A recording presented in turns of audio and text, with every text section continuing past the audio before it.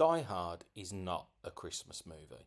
There's a whole host of reasons, but let's start with this. Die Hard is not a Christmas movie. If the man himself says so, then it's got to be true, but you're going to need more convincing. Okay, here we go.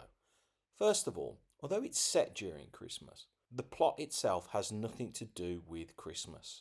Yes, that's the reason John's come to LA, but he could have come for any other reason and the plot would have been the same.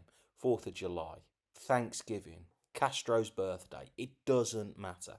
The reason he's there is mildly irrelevant. There are loads of movies set around Christmas that nobody ever suggests is a Christmas movie.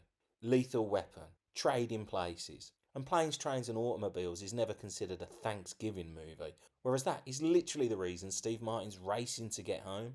Yes, Christmas does evoke more emotions around family, but it could quite easily have been a wedding or even his wife getting a promotion. Secondly, the villain's plot doesn't involve Christmas. In fact, being Christmas Eve makes it harder for them.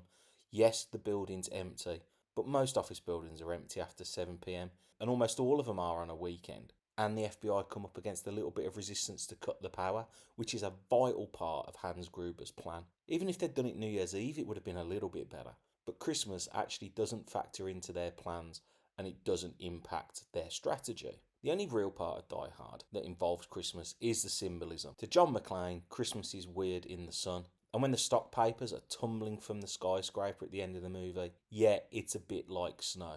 But bear in mind, the song Let It Snow doesn't mention Christmas. Christmas adds no time frame, no time pressure, and nothing to the plot, the characters, or the story. In fact, towards the end of the movie, the Christmas tree's knocked over, just to remind us that Christmas isn't involved. So let's stop the silly arguments and watch Gremlins instead, because that actually is a Christmas classic.